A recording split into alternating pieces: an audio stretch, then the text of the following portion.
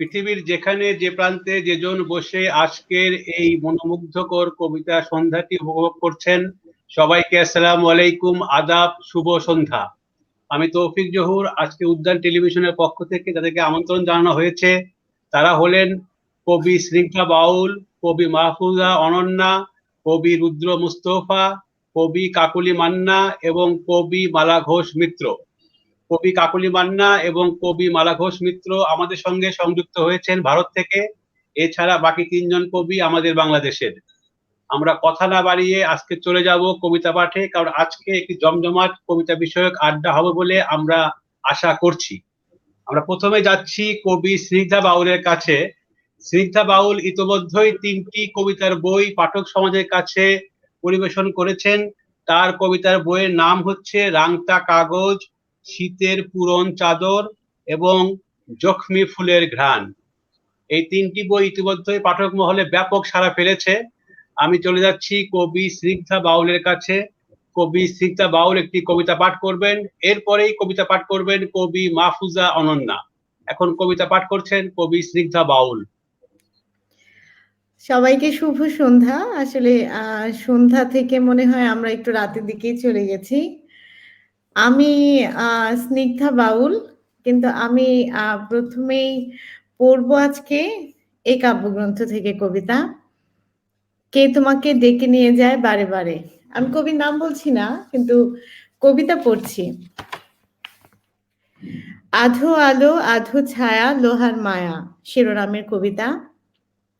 একটা শহরে প্রবেশ করেছি, শুনশান নীরবতা, কোলাহল নেই, নেই জনবসতি। দূরে বহু দূরে একটা অট্টালিকা দেখা যায়, ভেতরে টিমটিমে আলোর কণা দেখা যায়। কেউ একজন কাঁদছে আত্মার স্বরে। ধীরে ধীরে তার কাছে এগোই, চড়াই উতরাই বেয়ে। অট্টালিকা লোহার তৈরি, ভেতরে একটা আবছা নারীর রূপ বোঝা যায় মিটমিটে আলোয়। নারী কিছু একটা বলছে বিড়বিড় করে, তসবি তানা জপছে যেন। নারীর বুক থেকে শুকিয়ে যাওয়া নদীর হাহাকার শুনতে পাই নিচু স্বরের আওয়াজ। দরজায় টোকা দিলাম, কোনো সাড়া শব্দ নেই। ফিসফিস করে নারী বলল, এক দানব আটকে রেখেছে লোহার শিকল মায়ায়।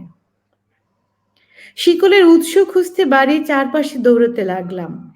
মেয়েটি চিৎকার করে বলল, পালাও, এখন মধ্যরাত, দানব এক্ষুনি চলে আসবে। দানবের লোহার অট্টালিকা চুরমার করে দেয়ার বাসনায় একটা তাবিজ হাতে ঊর্ধ্বাকাশে তাকিয়ে রইলাম। আমার কবিতা পড়া শেষ। আমার মনে হয় যে আসলে এটি একটি, এটাকে কি বলে, এটাকে গুগলি বল বলে নাকি ঠিক ফার্স্ট বল বলে আমি জানি না। মানে এইটি একটি চমক। আমি কল্পনাও করি নাই যে আমাদের কবি স্নিগ্ধা বাউল আসলে আমার কবিতাটি পাঠ করবে। আমি এটি ভাবি নাই। আমি ভেবেছিলাম যে তিনি তার কবিতা দিয়ে শুরু করবেন, কারণ তার কবিতাগুলো আমি পাঠ করব। তখন হয় না যে অনেক কবিতা নিজের মনে হয় যে কবিতাটা কেন আমি আগে লিখি নাই। আচ্ছা, তো আচ্ছা। তাই মনে হয়েছিল আর কি। আমি নিজের মনে ধন্যবাদ কবি স্নিগ্ধা বাউল। আমি চলে যাচ্ছি কবি মাহফুজা অনন্যার কাছে।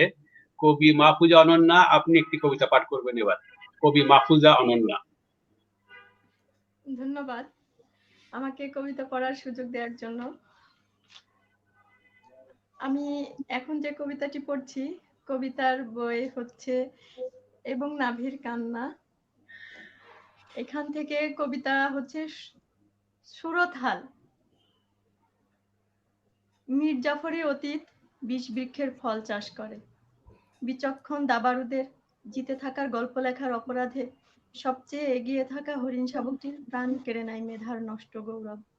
ভারী হয় আকাশ, খ্যাতির জ্বরে রক্তাক্ত সবুজ ভূখণ্ড। মানুষের ঠোঁটের দেয়াল ফুলে পাহাড় হয়ে যায়, তবু সত্য বলার সাহস নেই। চোখের সামনে যতদূর দেখা যায়, মুখোমুখি দাঁড়িয়ে আছে যুদ্ধ ও আমাদের দেশ। পেছন থেকে জীবন ডাকে, পালাও। চলছে মানুষের ঘুমন্ত কাল। প্রাচীন গ্রন্থের পাতারা যেভাবে নীরব পড়ে থাকে, নরকের রুটিতে লেখা চলে আগামীর চিঠি। সবুরের ডানা মেলে হিমশিলার নিচে আমরা কিছু পিঠ ঘুমিয়ে বাঁচি। শেষ হলো একটা। ধন্যবাদ কবি মাহফুজ অনন্যা, আমরা আপনার কাছে খুব শীঘ্রই ফিরে আসব। আমি চলে যাচ্ছি রুদ্র মুস্তফার কাছে। রুদ্র মুস্তফা, আপনি কবিতা পাঠ করবেন, তার আগে আমরা একটু ঘুরে আসি আমাদের বন্ধু কবি কাকলি মান্নার কাছ থেকে। কাকলি মান্না সম্ভবত প্রস্তুতি আছে আর কি।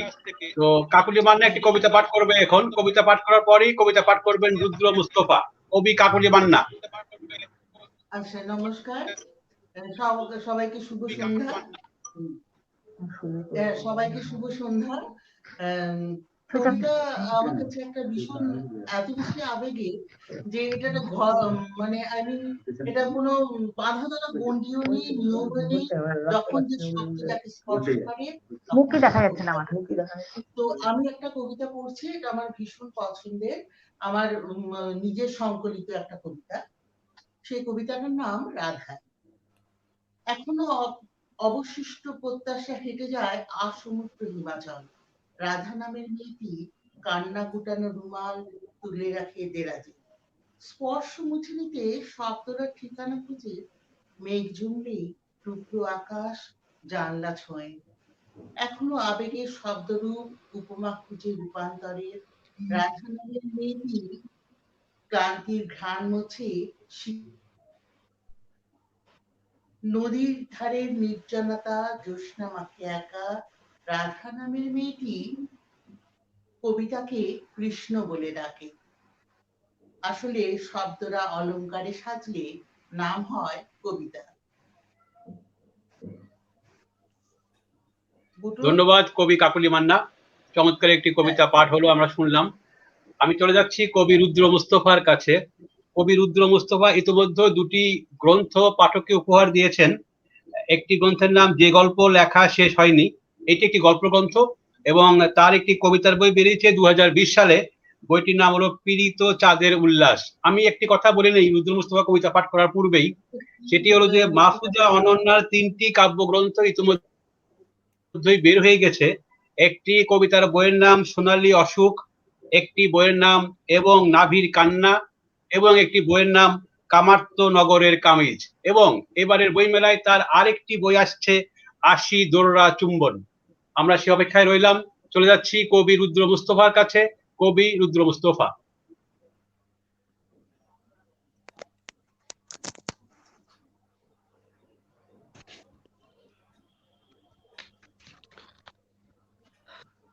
কাছে দূরে অন্তর্জালে যারা আমাদের আজকের অনুষ্ঠান দেখছেন, সবাইকে আন্তরিক অভিনন্দন এবং উদ্যান টিভিকে অবশ্যই ভালোবাসা। পাঠ করছি কবিতা কৃষ্ণচূড়ার দিন। এটি পীড়িত চাঁদের উল্লাস কাব্য থেকে।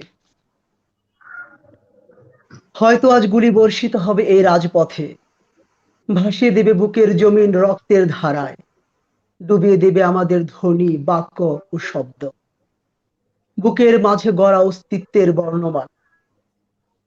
জানি ওরা নির্মম ভাবে পিষে দিতে চাইবে আমাদের আত্মবিশ্বাস, ভালোবাসা, সাহস, গুড়িয়ে দিতে চাইবে ঐতিহ্য, সংস্কৃতি, বিচ্ছিন্ন করতে চাইবে সংঘবদ্ধতা।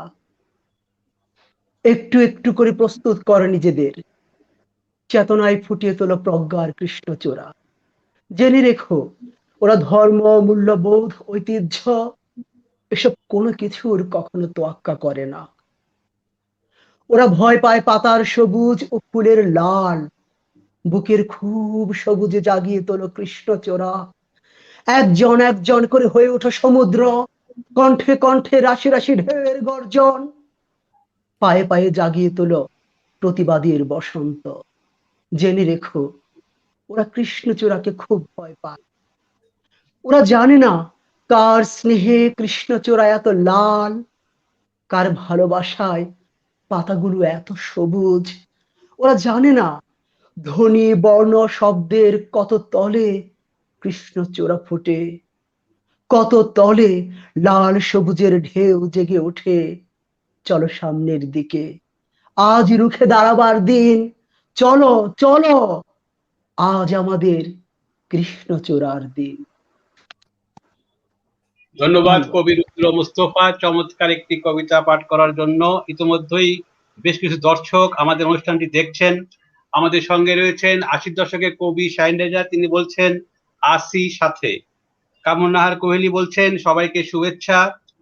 এছাড়া আমাদের কলকাতা থেকে চৈতালি বসু বন্ধু বলছেন বাহ বাহ, শব্দরা অলংকার সাজলে কবিতা হয়, দারুণ বললেন কবি।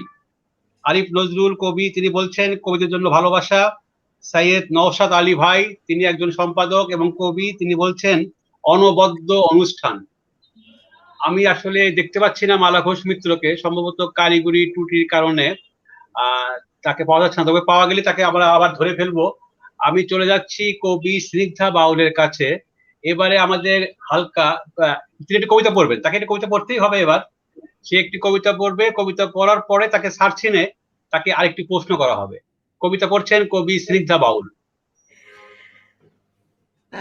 সবাইকে অনেক ধন্যবাদ, আসলে এত সুন্দর করে কবিতা পড়ছেন। আমি বিশেষ করে রুদ্র, তারপরে মাহফুজা, কাকুলি দি,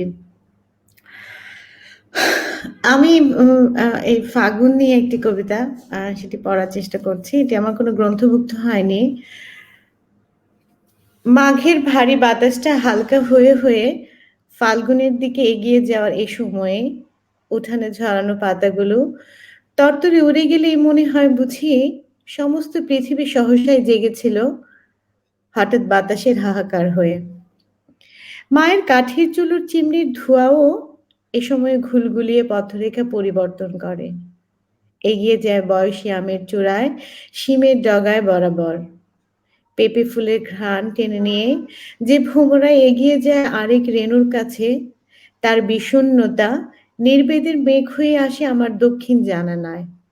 বুকশেলফে জমানো মণিহারি চিঠির খামে যে শুকনো গোলাপের পাপড়ি, তার সাথে সাক্ষাৎ করে মায়ের একলা দুপুরের গুনগুনিয়ে গেয়ে যাওয়া গানের কলিগুলো। মুহূর্তগুলো অনুভবনীয় আর প্রণয়ন তাপীয়। সব জেনেও ডেকে রাখি তোমায়, যেন দেবদূত অবর্ণনীয়, অবলীলায় অবলম্বন, থোকা থোকা বিশ্বাস হৃদয় লঙ্ঘন, অনুযায়ী নিঃসৃত স্রোত এমন ভালো লাগায় ভ্রুকুটি করুক। অনবদ্য ভূমিকার নাম দিয়ে যায় যে দৈব বচনের আদিম বটগাছ, সহস্র শকুন আজও নীলিমা খুঁজে স্থানান্তরিত হয় তার বায়ুথলি থেকে। কারে কুর্নিশ করে জীবন, জনতা পরিবৃত এমন বদনামি ফুল পারে বসে বেচা হয় যতগুলো বেনামি শব্দ, সবাই চলে যায় আর পরিযায়ী মন বসন্তে নগর খুঁজে। স্থানান্তরিত হয় আমার অনন্ত বাসনা, আমার তিয়াস সমস্ত রটিয়ে দাও। ধন্যবাদ। পরিযায়ী মন বসন্ত খোঁজে, চমৎকার একটি কবিতা পাঠ করলেন কবি স্নিগ্ধা বাউল। এই কবিতা নিয়ে একটি প্রবন্ধ লেখা হয়ে যেতে পারে, এটা আমি বিশ্বাস করছি আর কি। কবি মালা ঘোষ মিত্র, মালা ঘোষ মিত্র অলরেডি এসে গেছেন। কবি মালা ঘোষ মিত্র শুনতে পাচ্ছেন? মালা ঘোষ মিত্র, ওনার মাইক্রোফোনটা অফ আছে। মাইক্রোফোনও অফ আছে এবং উনি মানে স্টিল হয়ে গেছেন আর কি, সম্ভবত নেটওয়ার্কের সমস্যা। তো ওনাকে পাওয়া গেলে ওনার কাছে চলে যাব আমরা। ততক্ষণে আমি চলে যাচ্ছি আবারও। ফারজানা খান মাইয়ামি লিখছেন, স্নিগ্ধা ম্যাম কি বলবো, অসাধারণ, একদম হৃদয়ে লাগলো, হৃদয়ে লেগে গেছে ওনার। এবং কবি কুশল ভৌমিক বলছেন, স্নিগ্ধা কবিতায় গভীর জীবন বোধ পেলাম। গুরু সালাম। আমি চলে যাচ্ছি। আমি আসলে আগেই বলেছিলাম যে আমি স্নিগ্ধা বাউলকে ছাড়ছি না, কারণ তিনি কবিতা প্রথমে পড়েননি, তিনি তার কবিতা না পড়ে অন্য একজনের কবিতা পাঠ করেছিলেন। তো আমি আবার চলে যাচ্ছি স্নিগ্ধা বাউলের কাছেই। স্নিগ্ধা বাউল, আমরা জানবো এবার আপনার কাছে একটি বিষয়। এই বিষয়টি আমরা এখন জেনে নিচ্ছি, কারণ একদিন উদ্যান টেলিভিশন থেকে এইগুলি আমরা আর্কাইভ করবো আর কি, সেই জন্য। তো প্রথমে আপনার কাছে যা প্রশ্ন করছি আমরা, এই প্রশ্নটি সবার কাছেই করা হবে। লেখালেখির জগতে আপনি কিভাবে এলেন? আপনার সময় হলো 3 মিনিট। আমি আসলে লেখালেখি জগতে আসি নাই, আমাদের সমস্ত জগতে আসলে লেখালেখি জগৎ। আর কলমে না লিখলেও আমরা প্রতিনিয়ত মনে মনে তো লিখি। সেই জগতে আমি অনেক ছোট থেকে আছি এবং হয়তো থাকবো। আর একেবারে যদি প্রাতিষ্ঠানিকভাবে বলা হয় তাহলে ২০১৭ সালে আমার প্রথম গ্রন্থ প্রকাশিত হয়। সেটাকে আনুষ্ঠানিকভাবে বলা যায় যে লেখার জগতে প্রবেশ করা। আর লিখছি, আমার মনে হয় লিখার চাইতে বেশি যে পড়ছি কতদিন ধরে, যেটা সবচেয়ে বেশি জরুরি। আ কবে আসলে প্রথম লিখেছি জানি না। তবে আম আ অক্ষর অক্ষরে রূপ দেওয়ার আগে নিজের মনোজগতে যে তোলপাড় সেটা অনেক আগেই হয়েছে। বিশেষ করে স্কুল জীবনে। আমার মনে আছে সেই সময়ে আমার আমার আ ই হয়ে গেলে বলবেন আমাকে। আমাদের সেই সময় আমাদের এলাকায় একজন আম উম একজন একজন হঠাৎ করে খুব প্রচন্ড আম আ লাশ পড়তে শুরু করে। লাশ পড়তে শুরু করে এরকম যে সন্ধ্যা হলেই কেউ না কেউ মারা যায় খোলা আকাশের নিচে, এবং সেটা মসজিদ ভিত্তিক হচ্ছিল। এবং কেউ কারো মাথা হচ্ছে ছিঁচকে দিয়ে যেত ইট দিয়ে। আ তো এই ঘটনার সময় এরকম একটা অবস্থা হলো যে সন্ধ্যার পরপরই প্রায় সব দরজা জানালা বন্ধ হয়ে যেত। স্কুল থেকে বাচ্চারা দ্রুত চলে আসতো। তখন আমাদের মায়েরা প্রচন্ড গল্প করে আমাদের সাথে সময় কাটাতেন সন্ধ্যার পরের সময়টা পড়াশোনা ছাড়া। তো এক্ষেত্রে আমার মনে হয় যে এই যে আমার মনোজগতে বা মনোজাগতিক যেই বিষয়গুলো, আ আ সেখানে আ আ অনেকটাই জায়গা জুড়ে আছে আমার মায়ের গল্প কথা। যেগুলো পরবর্তীতে আমাকে হয়তো শব্দ তৈরি করতে সাহায্য করছে। তো আমার মায়ের ভ্রূণের মতো যেমন করে আমার জন্ম, তেমনি করে কবিতার জগতে আমার মনে হয় যে আমার মায়ের শব্দ ভূমিকা একটা বড় বিষয়। ধন্যবাদ স্নিগ্ধা বাউল। শামস রুবেল বলছেন, স্নিগ্ধা আমার কবিতা অসাধারণ। এগুলো সোহানী শান্তিনী ফাজিল। বলছেন, ফারজানা খান মরিয়ম থ্যাঙ্কস। গাফার মাহমুদ বলছেন সবাইকে উষ্ণ শুভেচ্ছা। কুশল ভৌমিক বলছেন স্নিগ্ধা তো নিজেই একটি কবিতা। এটা ঠিক। ধন্যবাদ। মালা শুনতে পাচ্ছ? মালা ঘোষ শুনতে পাচ্ছ? শোনা যাচ্ছে না। আমি চলে যাচ্ছি কবি মাহফুজা অনন্যার কাছে। কবি মাহফুজা অনন্যা, আমরা জানবো আপনার কাছ থেকে, আপনারও সময় ৩ মিনিট, লেখালেখি জগতে কিভাবে এলেন? কবি মাহফুজা অনন্যা। লেখালেখি জগতে আসা, যে কথাটা আসলে বলতে হয়, আমার ছোটবেলা থেকেই অভ্যাস যে মাথার কাছে কিছু বইপত্র নিয়ে ঘুমানো। তো এরকম করতে করতে একসময় জীবনানন্দ দাশের কবিতার মানে খুবই অন্ধভক্ত হয়ে পড়ি। সে সময় খুবই কঠিন লাগতো, আমি বুঝতে পারতাম না, যেহেতু আমি ক্লাস 8, 9, 10 এই ক্লাসে পড়ি, তখন আমি জীবনানন্দ দাশের কবিতা পড়া শুরু করি।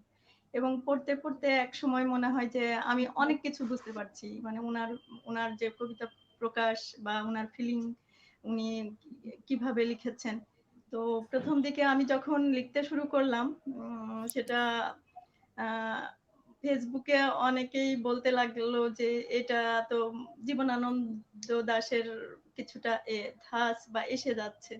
তো আমি তারপরে চিন্তা করে গেলাম যে অনেকে হয়তো ভাবতে পারেন যে উনার মতো করে হয়তো চেষ্টা করছে, আসলে তা না, এত বেশি পড়া হয়ে গেছে যে যাই লিখি উনার কথার মতো হয়ে যাচ্ছে, একটু ওরকম হয়ে যাচ্ছে। তো আমি খুবই বিষয়টা খুবই মানে নিজের কাছেও খারাপ লাগতো। একসময় মনে হলো যে আমি লিখবো আমার মতো।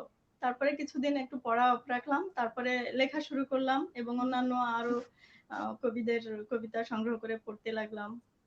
ভালো লাগে যে কবিদের কবিতা পড়তে পড়তে একসময় এখন লিখি। এখন তো আমার অনেকেই দেখছেন যে আমি আমার মতো স্বতন্ত্র কিছু লেখার চেষ্টা করে যাচ্ছি।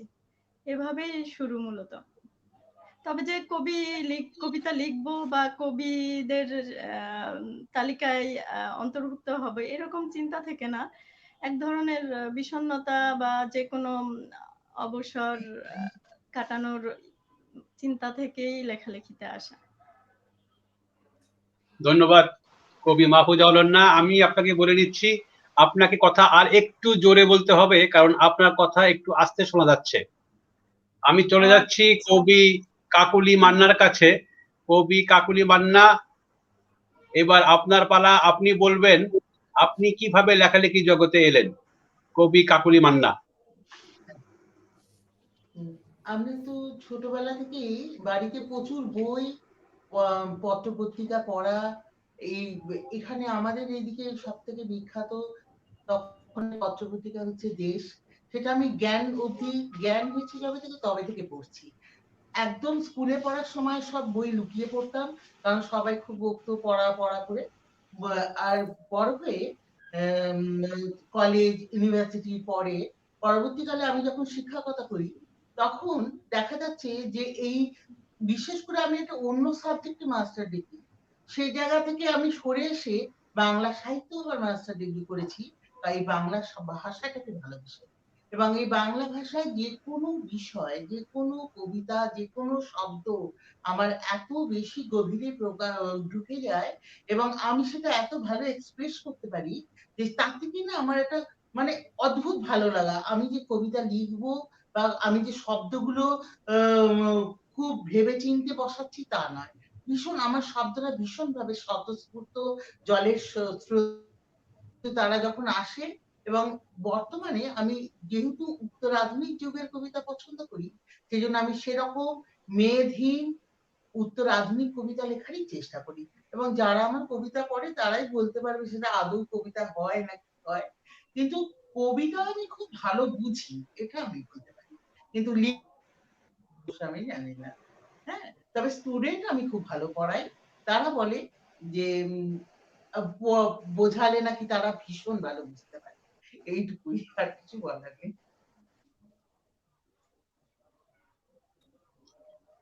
ধন্যবাদ কবি কাকলি মান্না। ইতোমধ্যেই বেশ কিছু দর্শক চলে এসেছেন। জুয়েল নবী বলছেন, প্রিয় জহুর ভাই, কবি রুদ্র মুস্তফা সহ সবাইকে শুভেচ্ছা, অনেক ভালো আয়োজন। কবি কুশল ভৌমিক বলছেন, জীবনানন্দ ভীষণ সংক্রামক, আমি এখনো জীবনানন্দে আসক্ত। কবি আরিফ নজরুল বলছেন, সময়ের সমুজ্জ্বল পংক্তি যারা রচনা করেন তাদের সম্মিলন করার জন্য কবি তৌফিক জহুর এবং উদ্যান টিমকে ধন্যবাদ। আমরা চলে যাচ্ছি কবি রুদ্র মুস্তফার কাছে। কবি রুদ্র মুস্তফা, ইতোমধ্যে পীড়িত চাঁদের উল্লাস লিখে আপনি হইচই ফেলে দিয়েছেন, এবং আপনার এই বইতে একটি কবিতা রয়েছে বাসন্তী কেন্দ্রিক, যে কবিতাটি বেশ কিছু জায়গাতে আবৃত্তি হয়েছে বলে আমি শুনেছি এবং আমি জেনেছি, এবং আমাকেও কয়েকজন বলেছে আপনার এই কবিতাটির বিষয়ে। তো আপনার কাছে চলে যাচ্ছি, লেখালেখির জগতে আপনি কিভাবে এলেন?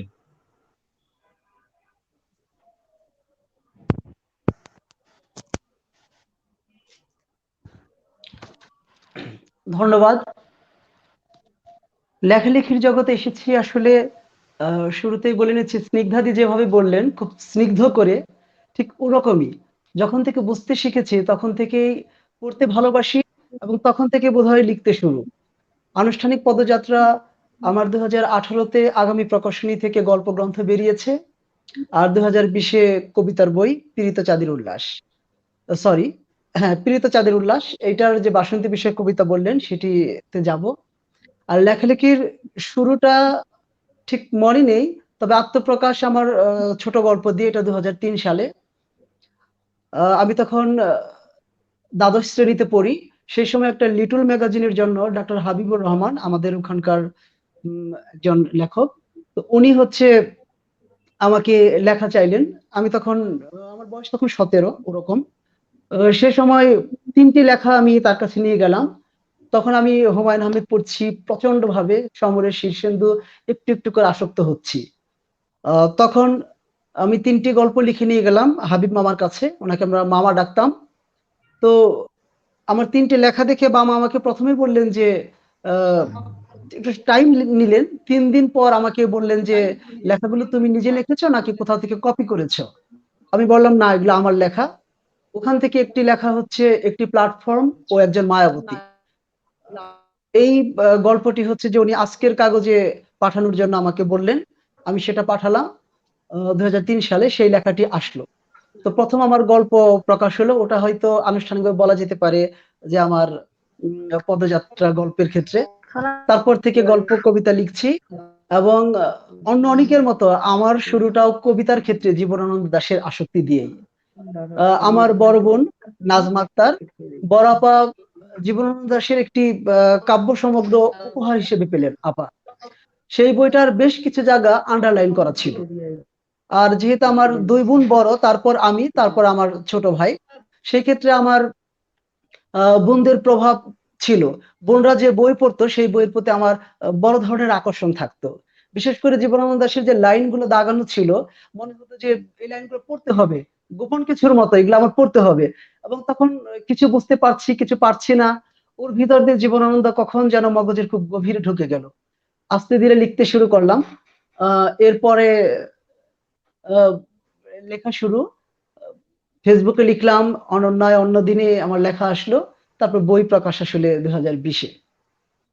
এই আর কি।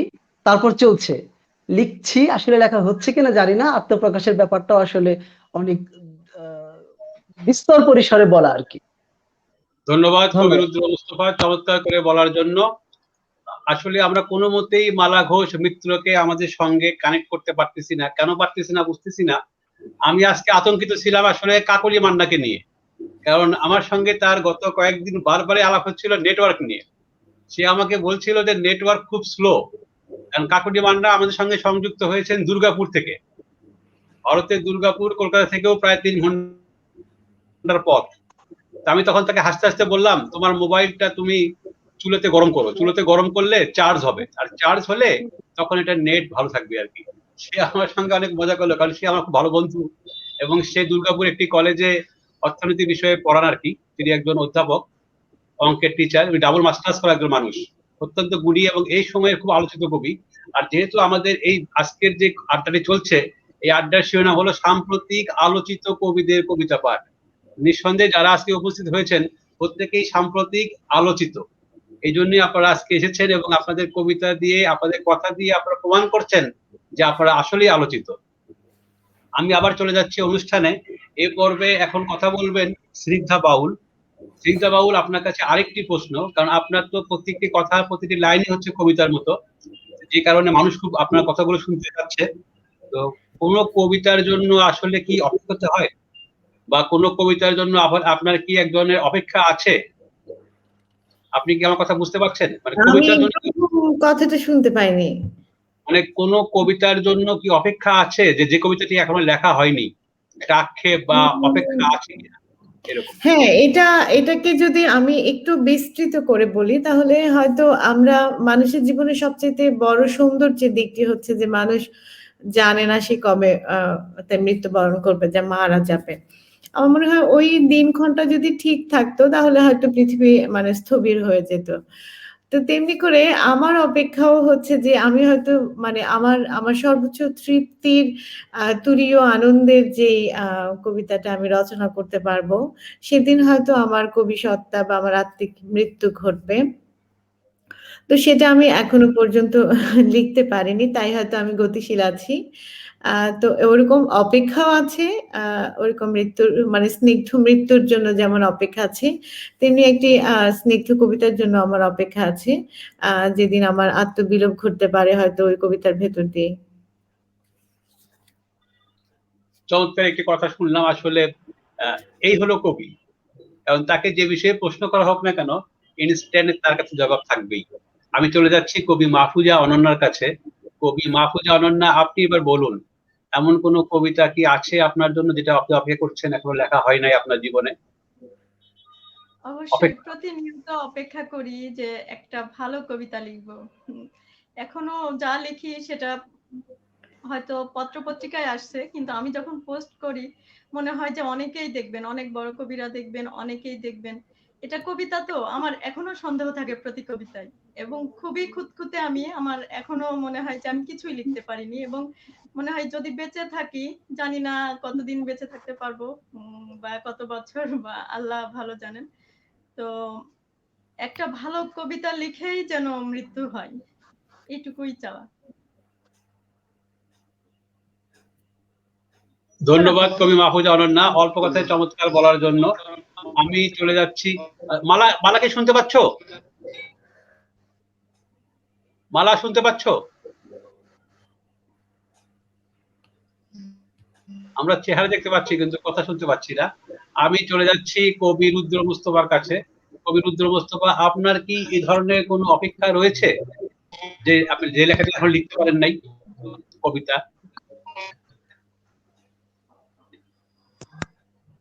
আসলে এটি আমার মনে হয় যে কোনো মানুষেরই, বিশেষ করে শিল্পীর আহ, মানে ভালো লেখাটি হয়ে গেছে এটি মনে হয় কোনো শিল্পী বলতে পারবে না। কারণ স্নিগ্ধাদি বললেন যে জীবনের শেষ দিন পর্যন্ত স্নিগ্ধ মৃত্যুর জন্য অপেক্ষা এবং একটা সুন্দর লেখার জন্য অপেক্ষা। আসলে বারবার স্নিগ্ধাদির কাছে যাচ্ছে এই কারণেই, স্নিগ্ধাদি আসলে হৃদয়ের কথাগুলো বলে ফেলছে খুব বেশি স্নিগ্ধ করে, যার কারণে আমাকে বারবার স্নিগ্ধাদির কাছে যেতে হচ্ছে। একজন শিল্পীর কাছে, একজন লেখকের কাছে, একজন কবির কাছে একটা ভালো লেখার আকাঙ্ক্ষা হচ্ছে যে জীবনের শেষ দিন পর্যন্ত যদি মনে হয় আমি আমার আকাঙ্ক্ষিত লেখাটি লিখে ফেলেছি, তখন মনে হয় যে আর কিছু লেখার নেই। অনেকটা হচ্ছে যে জীবনের রহস্যের মতো, সবটুকু রহস্য জেনে ফেলা হয়ে গেলে জীবনের যেমন কোনো স্বাদ থাকে না, একজন কবি বা একজন লেখকের ক্ষেত্রেও তার কাঙ্ক্ষিত লেখাটি লেখা হয়ে গেলে বোধহয় আর লেখার কিছু থাকে না। আমরা জানি না আসলে আমাদের কাঙ্ক্ষিত লেখাটি কখন লেখা হবে, বা আদৌ আমরা আমাদের কাঙ্ক্ষিত লেখাটি লিখতে পারবো কিনা। এবং সে অর্থে আমার আহ, সেরা লেখা বলবো যেটি, যে লেখার জন্য অপেক্ষা, ওটি আমার মৃত্যুর শেষ দিন পর্যন্ত থাকবে। ধন্যবাদ ফৈরুজ্জুল মোস্তফা চমৎকার কথা বলার জন্য। আমরা চলে যাচ্ছি কাকুলি মান্নার কাছে। কাকুলি মান্না, তোমার এই ধরনের কোনো অপেক্ষা রয়েছে কিনা কবিতার ক্ষেত্রে? কাকুলি মান্না। অবশ্যই, অবশ্যই রয়েছে। সব থেকে প্রথমেই বলি, আমি যে সকালে সুপ্রভাত গুলো লিখি প্রত্যেক দিন 4 লাইন করে, তো আজকেই লিখেছি প্রতীক্ষা। শূন্যতা জুড়ে থাকে অপেক্ষার কোলাহল। তার মানে কি? মানে একটা বিশাল বড় শূন্যতা আমাদের প্রত্যেকের মনের ভিতরে গহীনে লুকিয়ে আছে। আর সেই শূন্যতাটা শব্দের জন্য অপেক্ষা করছে অনবরত। প্রতি মুহূর্তে ভিন্নতর অবসাদ গ্রহণের জন্য তারা অপেক্ষা করছে। সেই অপেক্ষা যতদিন না ফুরোচ্ছে ততদিনই আমরা কিন্তু বেঁচে আছি। আর সেই শব্দরা যখনই কবিতার রূপ পাবে, জানবে আমাদের জীবনটা সার্থক। কিন্তু সেই সার্থকতা আমার মনে হয় যে একটা গোটা জীবনও ভীষণ কম করে। কারণ সময় জীবনটা, প্রত্যেকের জীবনে যেমন একটা নির্দিষ্ট সময় আছে, তেমনি আমাদের ভাবের, বোধের গভীরে যে অনুরণন, সেটাও অনবরত আমাদের শব্দগুলোকে চালনা করছে। তো কবিতা এমনই একটা জিনিস যার শব্দ কিন্তু কখনো শেষ হয় না। সেই কবিতায় সার্থক, যা বলেছি, যা যা বলা হয়নি, তার ভেতরের অন্তরের, যার ভেতরে লুকানো যে শব্দগুলো, যেটা আমাকে স্পর্শ করবে, সেটাই কবিতা আমার কাছে মনে হয়। তো সেই কবিতা আমি এখনো কিছুই লিখে উঠতে পারিনি। আমার মনে হয় এখনো অনেক অনেক কিছু লেখার বাকি আছে এবং অনেক অনেক কিছু শেখার বাকি আছে। সেই শেখাটা যখন শিখে ফেলতে পারবো, তখন আমার মনে হবে আমি যে এত পড়াশোনা করেছি, এত শিখেছি, সেই শেখাটা সার্থক। আর তার যদি দুটো লাইনও আমি নিজের মতন করে লিখতে পারি, সেই সার্থকতা যেন আমি ভগবানের কাছে দোয়া করি যে এই জীবনে যেন আমি সেটা পাই, যেন আমি লিখতে পারি আমার মনের কথাটা, যেটা আমি অনুভব। ধন্যবাদ কবি কাকুলি মান্না। ইতিমধ্যে কবি শারমিন সীমা লিখছেন, সবাইকে অভিনন্দন, সুন্দর প্রোগ্রাম। প্রজাপতির নানা রঙের ডানার মতো কবিরা ঝলমলিয়ে বেরিয়ে আসছেন। কবি মালা ঘোষ মিত্র, শুনতে পাচ্ছ? মালা ঘোষ মিত্র, শুনতে পাচ্ছ? শোনা যাচ্ছে?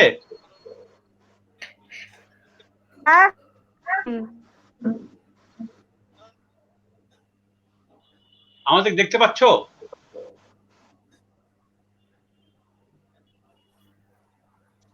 আবারও নেটের সমস্যা, কথা তো শুনতে পাচ্ছি না। তোমার তোমার ছবিটা ফ্রিজ হয়ে গেছে।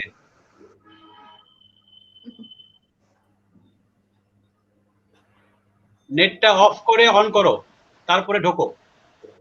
আমি চলে যাচ্ছি কবি স্নিগ্ধা বাউলের কাছে, কারণ সবগুলো চোখ আজকে আপনার দিকেই। কারণ আপনি কথাগুলো এখানে আমার একটু অবজেকশন আছে। অবজেকশন? আমার মনে হয় যে প্রশ্ন আমি আগে পাচ্ছি, এখানে আচ্ছা, প্রশ্ন আউট করে দেওয়া হচ্ছে। ও তাই নাকি? আচ্ছা, তাহলে আমি এবার প্রশ্নের দিকে চলে যাচ্ছি। আহ যে প্রশ্নটি তাহলে শুরু করি মাহফুজা অনন্যাকে দিয়ে, কারণ আচ্ছা ঠিক আছে। কবি মাহফুজা অনন্যা কি ধরনের কবিতা আপনাকে তাড়িত করে? আমরা এর আগে জেনেছি যে জীবনাধাস দ্বারা আপনি আক্রান্ত ছিলেন, এখন কি ধরনের কবিতা আপনাকে তাড়িত করে? স্বাভাবিক হতে পারে, অগ্রজ হতে পারে আর কি। কবিতার আসলে নির্দিষ্ট করে ওইভাবে বলা যায় না যে কি ধরনের কবিতা, তবে সমসাময়িক যে বিষয়গুলো আমার মনে নাড়া দেয় সেই বিষয়গুলো নিয়েই আমি লিখি। যে বাংলাদেশে সমসাময়িক যে ঘটনাগুলো ঘটছে সেগুলো মাথায় রেখে এই সময়টাকে আমি আমার লেখার মধ্যে নিয়ে আসার চেষ্টা করি, সময়টাকে লিপিবদ্ধ করে রাখার চেষ্টা করি। সেরকম কিছু লিখছি সমসাময়িক বিষয় নিয়ে। আর যেটা হচ্ছে আমার চিন্তা চেতনা, যেটা আমার মনে হয় আজ থেকে হয়তো 50 বছর এগিয়ে থাকবে, এরকম কিছু চিন্তার আমার মধ্যে যেটা আছে, যেটা আমি কাউকে শেয়ার করতে পারছি না বা আমার সমমনা কাউকে পাচ্ছি না সেই গল্পগুলো করার কিংবা তার সাথে সেটার সময় কাটানোর, সেই বিষয়গুলো, সেই চিন্তাগুলো আমি আমার মতো করে ভেবে আমার মতো করে কবিতায় রূপ দিচ্ছি। সেটাই এখন জানি না পাঠক, আগামী প্রজন্মের পাঠক কিভাবে সেগুলা গ্রহণ করবে বা কিভাবে নিবে। তারপরেও আমি চেষ্টা করে যাচ্ছি যে নতুন প্রজন্মের কথা চিন্তা করে তাদের জন্য কিছু লিখে যাওয়ার। ধন্যবাদ। ধন্যবাদ কবি মাহফুজা অনন্যা। আমাদের কলকাতা থেকে আমাদের বন্ধু চৈতালি বসু বলছেন, এই সুন্দর জিজ্ঞাসার জন্য তৌফিককে অনেক ধন্যবাদ। কবিতা ছাড়াও কবির কবিতা জীবনে প্রবেশের কথা খুব ভালো লাগছে। যেহেতু স্নিগ্ধা বাউল অবজেকশন দিয়েছেন যে প্রশ্নপত্র ফাঁস করে দিচ্ছি, তাই আমি ওনার কাছে যাবো সবার শেষে। এবার আমি চলে যাচ্ছি কবি রুদ্র মুস্তফার কাছে। কবি রুদ্র মুস্তফা, কি ধরনের কবিতা আপনাকে তাড়িত করে? যে কবিতায় জীবনের বোধের কথা থাকে, যে কবিতা নিটুল, নিটুল বলতে বোঝাচ্ছে যে কবিতায় তো রূপ, রস, ছন্দ, অলংকার সবকিছু থাকে। একটি কবিতা যখন পূর্ণাঙ্গ কবিতা হয়ে ওঠে এবং যে কবিতাটা আসলে আমাদের হৃদয়ের গভীরে এসে নাড়া দেয়, সে কবিতাটি দেশের কবিতা হতে পারে, সে কবিতাটি প্রেম তো সব জায়গাতেই, দেশপ্রেম, মানব প্রেম, অন্যান্য প্রকৃতি প্রেম সব জায়গায়। মানে বিষয় বৈচিত্র্য বিষয় নয় আমার কাছে, ফ্যাক্টর না। আমার কাছে মনে হয় যে একটা কবিতা কবিতা হয়ে ওঠে যখন পাঠককে নাড়া দেয়, সেরকম কবিতায় আমার ভালো লাগে। আমি যখন সুনীল পড়ছি, সুনীলের কবিতার একরকম ভাবে রূপরস গন্ধ, আমি যখন জীবনানন্দ পড়ছি সেখানে আরেক রকম ভাবে, আমি নজরুল পড়ছি, নজরুল আরেক রকম ভাবে, রবীন্দ্রনাথ আমার কাছে আরেক রকম ভাবে আসছে। এবং হচ্ছে যে ভালো লাগা এক একজন এক এক ভাবে নিয়ে আসছে। সেই ক্ষেত্রে হচ্ছে যে ঠিক কোন ধরনের কবিতা ভালো লাগে আহ এরকম ক্লাসিফিকেশন আমার ক্ষেত্রে নেই। আমার কাছে মনে হয় যে যে কবিতাটি আসলে আহ কবিতা হয়ে ওঠে, সাড়া ফেলেছে, ওরকম সব কবিতাই আমার ভালো লাগে।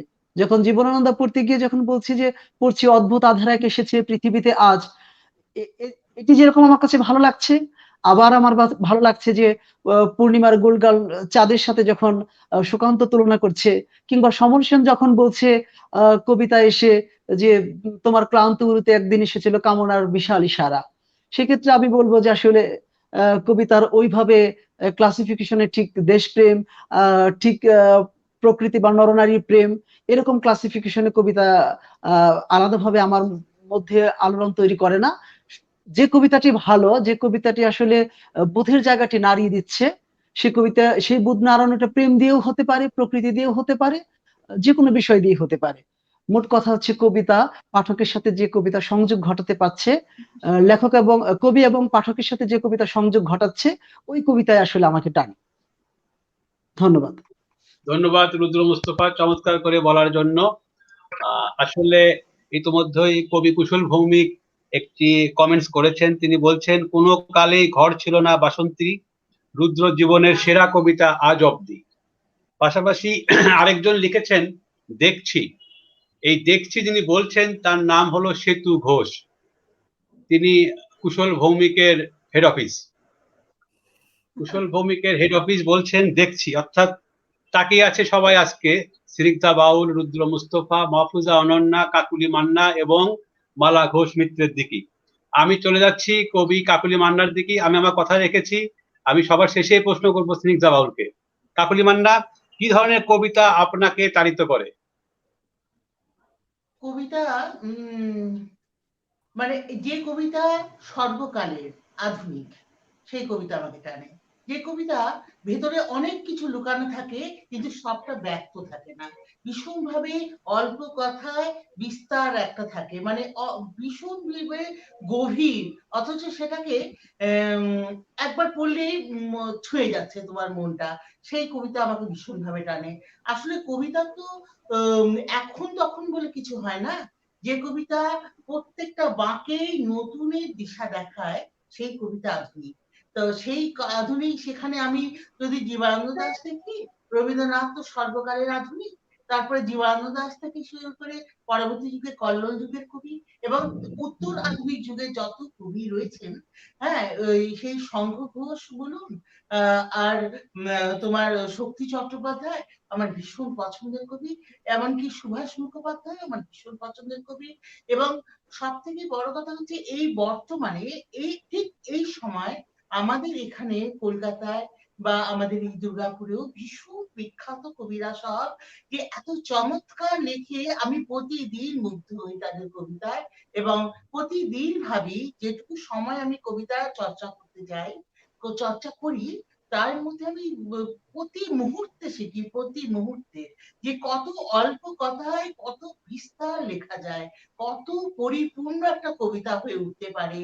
হ্যাঁ, সুভাষ মুখোপাধ্যায় একটা জায়গায় লিখেছিলেন, এইমাত্র বাসন ধোয়া জলে আকাশ সকাল হয়ে উঠবে। আমিও আমার কবিতায় একদিন লিখেছিলাম যে নগ্ন পায়ে হেঁটে যায় একটি ভোর আর একটি ভোরের দিকে। তো এরকম অনেক অনেক লাইন আমি নিজে লিখেছি, আমি জানি সেগুলো চমৎকার।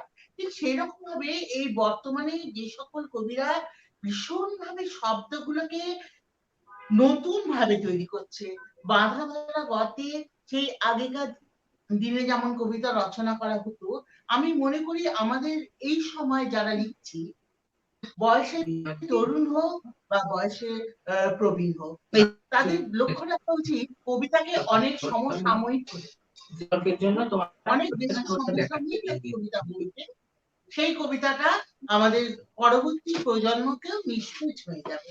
হ্যাঁ, এবং আমরা যেমন আগের প্রজন্ম শিখছি, আমাদের পরবর্তী প্রজন্মের প্রতিও আমাদের একটা দায়িত্ব আছে। ধন্যবাদ কবি কাকলি মান্না চমৎকার করে বলার জন্য। আমি এবার চলে যাচ্ছি কবি স্নিগ্ধা বাউলের কাছে। কবি স্নিগ্ধা বাউল, এই আপনার কাছে, কারণ কি ধরনের কবিতা আপনাকে চালিত করে, অগ্রজ বা সমসাময়িকদের?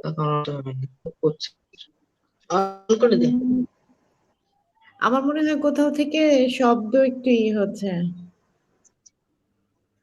ইকোটা হচ্ছে সম্ভবত মালা ঘোষ মিত্রের ইয়ে থেকে আর কি, আমার কাছে মনে হচ্ছে আর কি। এইবার আর কোশ্চেন আউট হয়ে গেল, আমার জন্য কোশ্চেন আউট হয়ে গেল। আসলে প্রত্যেকেই সুন্দর করে বলে গেছেন যে কিভাবে কবিতা বা কোন ধরনের কবিতা তাড়িত করে। আসলে তারুণ ব্যাপারটা তো একটা ভিন্ন বিষয়, যে ধরেন রান্না করছি, তখনও কোনো কবির কবিতা মনে হয়, বা হঠাৎ করে মনে হলো যে, যেমন আজকে এই যে ভাষা আন্দোলন সংক্রান্ত একটা স্ক্রিপ্ট লিখছি, সেখানে মনে হলো কাদের কবিতা দেয়া যায়। তো তখনই কোনো কারণ ছাড়াই হঠাৎ করে মাথার মধ্যে চলে আসলো যে নানান দেশের নানান ভাষা, বিনে স্বদেশী ভাষা মিটিকে আসা। মানে আমার কথা হচ্ছে যে এই যে তারুণ বা প্রবহমানতা বা যা কিছু ধাবিত করে, রুদ্র যেমন জীবন বোধের কথা বলল, আমি আসলে এই জায়গাটায় একটু করতে চাই, ডিবেট করতে চাই। জীবন বোধ আসলে আমার কাছে বিষয়টা স্পষ্ট না এখনো। তবে আমি কাকলিদির সাথে একমত। উনি একটা জায়গায় বলেছেন যে শব্দগুলো কেমন করে সম্প্রসারিত ভাবনা তৈরি করে। আমার মনে হয় যে কবিতার চাইতে শব্দের তাড়না অনেক বেশি। একটা পুরো কবিতা হয়তো আপনাকে ততটা আকর্ষিত করবে না বা অতটা হয়তো টানে না, কিন্তু এর ভেতরে এমন কিছু শব্দের খেলা থাকে যেগুলো এক ধরনের দামামা তৈরি করে। আমার মনে হয় যে মাথার ভেতরে ওই যে প্রেম নেই, স্বপ্ন নেই, কোনো এক বোধ কাজ করে। তো ওইরকম করে কবিতার ভেতর থেকে আমার মনে হয় যে শব্দেরা আমাকে তাড়িত করে। সেটা হঠাৎ করে কোনো একটা বিলবোর্ডে লেখা লাইন, কোথাও বাসের ট্রাকের পেছনে লেখা লাইন হতে পারে, জীবনানন্দের অদ্ভুত আধার হতে পারে, রবীন্দ্রনাথের সর্বশেষ কবিতা হতে পারে, নজরুলের বিদ্রোহ হতে পারে। আমার মনে হয় যে পুরো কবিতার চাইতে আমার মনে হয় শব্দের যে তোলপাড়টা, অথবা শামসুর রহমানের স্বাধীনতা হতে পারে, এরা আমার মনে হয় যে আমাকে তাড়িত করে। কবিতার চাইতে বেশি তাড়না আমার কাছে মনে হয় যে শব্দের অনেক বেশি পরিমাণে হয় আর কি। আমি তাড়িত হই শব্দ দিয়ে। ধন্যবাদ কবি স্নিগ্ধা বাউল। কবি শাহিন রেজা লিখছেন, গাড়িতে বসে দেখছি নেট ডিস্টার্ব, তবুও সঙ্গে আছি। মাসুরা লাকি বলছেন, চমৎকার বলেছেন কবি রুদ্র মুস্তফা। সেতু ঘোষ বলছেন, রুদ্র ভালো বললে দাদা। রুদ্রর ভক্ত অনেক আজকে, পাশাপাশি দেখছি অনেকেরই ভক্ত চলছে। যেহেতু আমরা শব্দ নিয়ে কথা বলছি, আমি আবারও চলে যাচ্ছি মাহফুজা অনন্যার কাছে। আপনি রাতে ঘুমিয়ে আছেন অথবা জেগে আছেন অথবা রান্না করছেন, এমন মুহূর্তে কোনো শব্দ মাথায় এলো কবিতার জন্য আর কি, হঠাৎ করে শব্দটি হারিয়ে গেলে তখন কেমন লাগে? হারিয়ে গেলে হ্যাঁ খুব কষ্ট পাই। আমি হয়তো ভাবছি যে আমি এটা শেষ করেই ডায়েরিতে এটা টুকে নিব কিংবা লিখে ফেলবো, কিন্তু পরবর্তীতে আর মনে করতে পারি না। সে সময় আমার খুবই খারাপ লাগে। এমন যন্ত্রণা আমার মনে হয় পৃথিবীতে যারা শুধু লেখালেখি করে তারাই এই যন্ত্রণাটা বুঝতে পারবে, যে একটা শব্দ কিংবা একটা লাইন যদি হঠাৎ করে মাথায় আসে, তখন সেটা হারিয়ে গেলে একদম দিশেহারা অবস্থা হয়ে যায়। তারপরে কিচ্ছু ভালো লাগে না, তখন কোনো কিছুই ভালো লাগে না। অনেক চেষ্টার পরেও হয়তো সেই লাইনটা পাওয়া যায় না, তবে কাছাকাছি কোনো লাইন হয়তো বা একটা দুইটা শব্দ যদি বারবার বারবার চিন্তা করে করে যদি আনা যায়, তারপরেও সেই যে হারানো লাইনের মতো আর হয় না। এটা খুবই কষ্টদায়ক, খুবই খারাপ লাগে। ধন্যবাদ কবি মাহফুজা অনন্যা, চমৎকার একটি কথা বলার জন্য। সেজন্য সবার কাছ থেকে ক্ষমা চেয়ে নিচ্ছি, কারণ আমি এই প্রথম লাইভ করছি। এরপরে আপনি অসংখ্য লাইভ করবেন আমাদের সঙ্গে, আমরা আশা করছি। রুদ্র মুস্তফা হয়তো বাজার করতে যাচ্ছেন, অথবা আপনার পিছনে যার ছবি টাঙিয়ে রেখেছেন তার সঙ্গে আপনি কোথাও যাচ্ছেন, এমত অবস্থায় কোনো শব্দ মাথায় এলো, আপনি ভেবেছেন যে এটি দিয়ে কবিতা লিখবেন বা কবিতা লেখার একটা শব্দ চলে এলো, এমত অবস্থায় যদি শব্দটি হারিয়ে যায় তখন আপনার কেমন লাগে? শব্দ আসলে গেলে খারাপ লাগে, কিন্তু আমার মনে হয় যে হারিয়ে ঠিক যায় না কিছু আমাদের থেকে। কিছু শব্দ হয়তো হারিয়ে যায় তৎক্ষণাৎ, পরবর্তীতে ওই বোধটা আরেকটা রূপান্তর নিয়ে চলে আসে। আর স্নিগ্ধাদি যে জায়গাতে আসলে আমার সাথে ডিবেট করেছেন, দিদির ডিবেট করাটাকে আমি রেসপেক্ট করছি এই কারণেই যে আসলে কবিতা আমার কোন কবিতা আমাকে স্পর্শ করে, আমি আসলে আমার জায়গাটা বলেছি। দিদিকে হয়তো আরো অন্যভাবে স্পর্শ করে। দিদির কথাগুলো ভালো লেগেছে। আসলে আমাদের প্রকাশের জায়গাগুলো হয়ে যায় তো এক এক সময় এক এক রকম। আহ শব্দের নিয়ে আসলে কবিতায় আসলে যে শব্দের খেলা, এই শব্দই আসলে সর্বোপরি ভালো লাগে। ওই শব্দ দিয়েই তো আসলে আমাদের বোধকে ছুঁয়ে দেয় আর কি। তারপরে বোধ শব্দটি যেহেতু আরো গভীরের শব্দ, আরো গভীর ভাবে ব্যবহার করা হয়, জীবন বোধ শব্দটা যেহেতু আমি ব্যবহার করেছি, কারণ কিছু কবিতা হয়তো জীবন বোধ নাও থাকতে পারে, শব্দের কাজ থাকতে পারে, সেই শব্দ দিয়েই হয়তো আমাদের স্পর্শ করে। সেই জায়গা আসলে আমার হয়তো বিশ্লেষণে আসেনি, দিদি সেটা ব্যাখ্যা করেছে। আর আমি একটু এই ফাঁকে বলে নিচ্ছি, আমার খুব প্রিয় দুজন মানুষ সম্পর্কে বলে যাচ্ছি, প্রশ্ন বাদ রেখে বলতে হবে যে আমার কুশল ভৌমিক দাদা এবং সেতু বৌদি, তারা আমার এত কাছের মানুষ। আমি অনেকক্ষণ ধরেই মানে কথা জমিয়ে রাখছিলাম যে কিছু একটা বলবো, কারণ হলো কুশলদার সাথে আমার যে সম্পর্কের জায়গাটা, তিনি একাধারে আমার দাদা, কখনো বন্ধু, কখনো অভিভাবক। প্রতিটি বিকেল ফলে ওঠে তার সাথে আমার। প্রতিটি কবিতা তাকে না পড়ালে, তাকে পড়ে না শোনালে আমার সেই কবিতার, এই সময়ের আমি কথা বলছি, আমার সেই কবিতার সেই কবিতার পূর্ণতা পায় না। এরকম একটি সম্পর্ক দাদার সাথে, বৌদির সাথেও এরকম সম্পর্ক।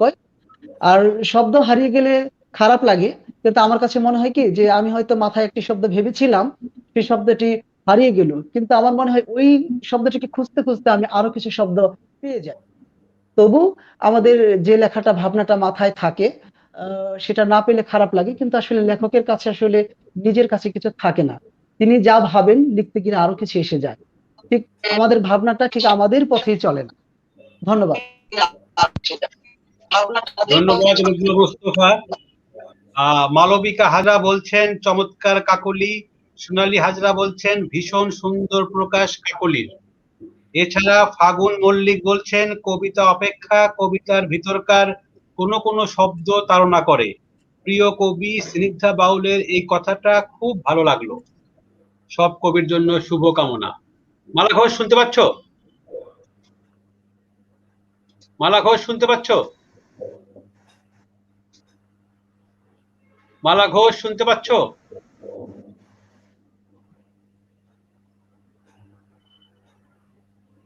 মালা ঘোষ কি শুনতে পাচ্ছ আমার কথা? কোনো কারণে কোনো মতে নেটওয়ার্কের সংযোগ হচ্ছে না। আমি চলে যাচ্ছি কবি মাহফুজা অনন্যার কাছে। কবি মাহফুজা অনন্যা, এবার আপনি একটি কবিতা পাঠ করবেন। আপনি একটি কবিতা বের করুন। ইতোমধ্যেই কামনার কোহলি বলছেন বাহ দারুণ বলেছেন। রনি বর্মন বলেছেন আছি শুনতেছি। চৈতালি বসু বলছেন আমি সহমত কবি রুদ্রর সঙ্গে। কবি মাহফুজা অনন্যা একটি কবিতা পাঠ করবেন। ধন্যবাদ। আজকের এই কবিতা পাঠের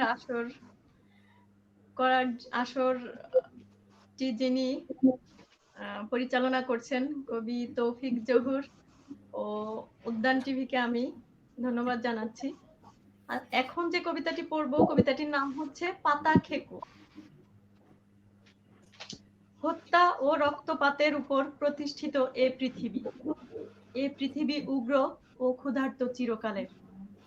প্রকৃতিও সৌম্য শান্ত নয় কোনোদিন।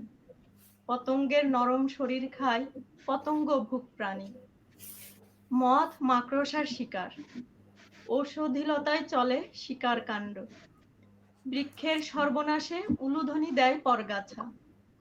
পৃথিবীর সব পথে নিজস্ব অভ্যাসে জলে দু রকম আলো। একটি তার গাঢ় সবুজ, অন্যটি ঘুটঘুটে কালো। মানুষ খেয়ে বাঁচে কিছু নিরীহ প্রাণী। প্রকৃতির কীট যারা তারাই কচি নরম সবুজ পাতা খেকো। প্রকৃতির স্বভাবে একজন শিকার অন্যজন শিকারী। নিষ্ঠুরতার পরিহাসে হাসে প্রকৃতির নীল নকশাধারী। ধন্যবাদ। ধন্যবাদ কবি মাহফুজা অনন্যা। আমি চলে যাচ্ছি কবি স্নিগ্ধা বাউলের কাছে। কবি স্নিগ্ধা বাউল আছেন? জি, হ্যাঁ, আপনি আছেন। আপনি যাবেন না, কারণ হলো আপনাকে ওই প্রশ্নটি করা হয়নি। আপনি ভাইবেন না যে আপনাকে প্রশ্নটি করা হবে না। সেটি হলো যে কোনো শব্দ আপনার মাথায় ঘুরছে, আপনি একটি চলমান শব্দের জাহাজ, আমি এটা জানি। তো কোনো শব্দ ঘুরতে ঘুরতে কোনো শব্দ হারিয়ে গেল কবিতার জন্য, সেক্ষেত্রে আপনার অনুভূতি কি? আমি আরেকটি কথা আপনাকে বলছি, গত 7 দিনে আপনি যতগুলো ফেসবুকিং করেছেন তার মধ্যে একটি বাক্য খুবই চমৎকার, যেটি আমাকে খুবই তাড়িত করেছিল আর কি। আপনি লিখেছেন যে রান্নার তরকারি না পুড়লে সে ফেসবুকার কেমনে হবে।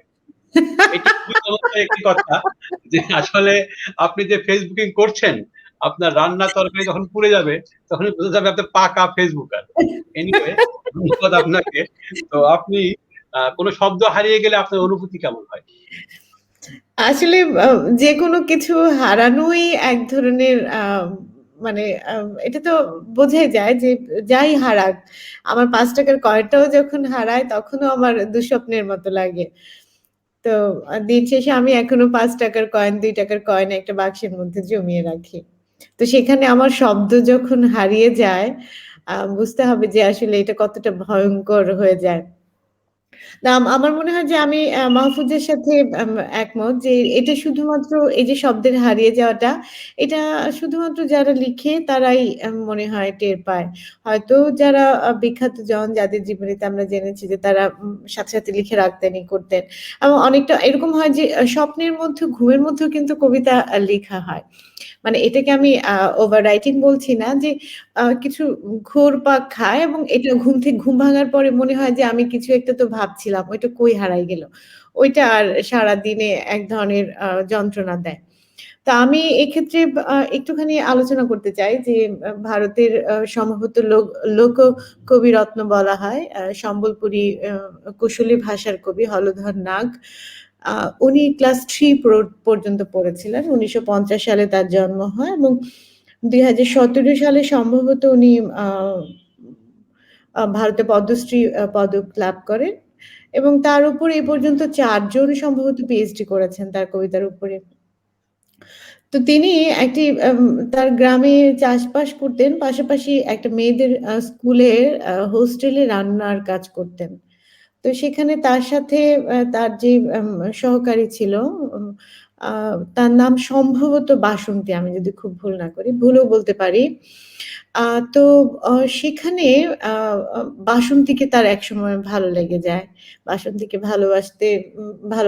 ভালোবাসতে শুরু করে সে। কিন্তু বাসন্তীকে এই যে সে ভালোবাসে, তার প্রত্যেকটা অনুভূতি সে তার সেই ক্লাস 3 পর্যন্ত পড়ার যে অক্ষর জ্ঞান, সেটি দিয়ে সে প্রতিটা রান্নাঘরের দেয়ালে ওই কয়লা যে কয়লা দিয়ে সে লিখে রাখত। এবং সেগুলোই হয়ে উঠেছে তার পরবর্তীতে কবিতার অংশ। তো আমার মনে হয় যে আমাদের প্রত্যেক কবি বা লেখক যারা লিখে তাদের দেয়াল আসলে সফেদ হওয়া ঠিক না। তাদের সফেদ দেয়াল থাকবে, কিন্তু সেখানে কোনো না কোনোভাবে আমার মনে হয় যে বর্ণমালা, অক্ষর এগুলো একদম ঘুরপাক খায় সারাদিন। আমার এগুলোকে খামচে, খামচে ধরে ওইখানে হচ্ছে পোস্ট করে রাখা উচিত। তো সেক্ষেত্রে ডিজিটাল প্রযুক্তি আমাদের কিছু সুবিধা দিয়েছে যে হয়তো হাতে মুঠোফোনটা আছে। আমরা ঝাপঝাপ করে যা মনে আসছে লিখে ফেলছি। এরকম না যে ঐখান থেকে আমাকে বিখ্যাত কবি হইতে হবে ওরকম কিছু না। এটা আসলে এক ধরনের আর্কাইভ এর মতো। তো সেখানেও রেখে দিচ্ছি। আর হারিয়ে যাওয়ার যন্ত্রণা আমি আ সবসময়ই ভয় পাই। আ সেটা মানুষ হতে পারে, শব্দ হতে পারে, কবিতা হতে পারে, ৳৫ কয়েন হতে পারে। হারিয়ে যাওয়ার যন্ত্রণা তীব্র। এটা যে হারায় সেই জানে। ধন্যবাদ কবি স্নিগ্ধা বাউল চমৎকার করে বলার জন্য। ইতিমধ্যেই কবি মাহফুজা অনন্যা একটি কবিতা পাঠ করে ফেলেছেন। তো আমি চলে যাচ্ছি রুদ্র মুস্তফার কাছে। রুদ্র মুস্তফা, আপনি একটি কবিতা পাঠ করবেন। এরপরে কবিতা পাঠ করবেন কবি কাকলি মান্না। এরপরে কবি স্নিগ্ধা বাউল। কবি রুদ্র মুস্তফা একটি কবিতা পাঠ করছেন। পাঠ করছি। কোনো কালে ঘর ছিল না। কবি কুশল ভৌমিক, আমার দাদা এই কবিতাটির কথা বলেছেন। তৌফিক জহুর ভাইও শুরুতে বলেছেন। আর আমাদের আলোচনায়ও একটু আগে বাসন্তীর নামটি এসেছে। আমার কবিতাতেও বাসন্তীর নামটি থাকবে। কোনো কালে ঘর ছিল না বাসন্তীর, রাত জেগে কপাট আগলে কারো জন্য অপেক্ষা ছিল না। বুকের রশিতে শরীর মেলে দিয়ে কেউ কখনো ঘাম শুকানোর জন্য অপেক্ষা করতে বলেনি। অনাহুত ঈর্ষায় কেউ কখনো বলেনি অকারণে কেন জানালা খুলো, কেন ভেজাও চোখের কাজল। চুপসে যাওয়া জারুল বনে যে আসে ক্ষণে ক্ষণে, তার জন্য কেন দিন গোনো। কোনো কালই ঘর ছিল না বাসন্তীর, হাত ভরা কাঁচামাটির গন্ধে লেপ্টে দেয়া উঠোনের স্বপ্ন ছিল না। রোয়া ওঠা রাতে কারো মাথার চুল বিলি কাটতে কাটতে কখনো জাগেনি মনে সিঁধেল চুরের ভয়। বলেনি কেউ ওঠো ভোরবেলা, কাজ আছে মেলা, সকাল সকাল যেতে হবে গঞ্জে। কোনো কালই ঘর ছিল না বাসন্তীর, ছিল ঈশ্বরের লীলা সঙ্গী এক মা। খোদা ভাঙতে গিয়ে দেখো ভেঙে ভেঙে সে চূর্ণ হয়ে গেছে জ্যোৎস্না জল রোদে। বাসন্তীর মালসা ভরা সাদা ভাতে মিশে থাকে তার গুরু, আর শরীর ঘেঁষা পীড়িত চাঁদের উল্লাসে প্রকট হয় পৈতৃক ঋণ। কোনো কালই ঘর ছিল না বাসন্তীর, ছিল মাথার উপর উপচে পড়া আকাশ, ছিল তাবু ঘেরা তাড়িত জীবন, আর ছিল ঈশ্বরের মতো বহুরূপী বাবু। ধন্যবাদ। ধন্যবাদ কবি রুদ্র মুস্তফা চমৎকার আবৃত্তি করার জন্য। আমি চলে যাচ্ছি কবি কাকুলি মান্নার কাছে। কবি কাকুলি মান্না কবিতা নিয়ে আসছেন। আচ্ছা, কবিতার নাম অপেক্ষার ডাক। স্লথ গতিতে গড়িয়ে যাচ্ছে আঙুল, প্রেম নামে স্পর্শ বহুমুখী। দরজায় অনুকম্পন ছায়া, আর মুকুল লুকায় অতীতের স্মরণে। কিভাবে আসবে তুমি চেনা দৃশ্যে, নাবিক চেনে অচেনা দ্বীপের ডাক। শৃঙ্খল ভেঙে অভিসারের গোপন, দীর্ঘ দাবদাহে তর্জনী এড়িয়ে বর্ষার দহন। শুনছো, শোনো, ওই বাজছে অকুলের ডাক। ধন্যবাদ কবি কাকুলি মান্না। আমি চলে যাচ্ছি কবি স্নিগ্ধা বাউলের কাছে কবিতার জন্য। তার পূর্বে কুশল বলছেন, শব্দ আসলে জিনের মতো অবচেতনে আছর করে। কামরুন নাহার কোয়েলি বলেছেন, আহা বাসন্তী। কবি স্নিগ্ধা বাউল এখন কবিতা নিয়ে আসছেন। কবি স্নিগ্ধা বাউল।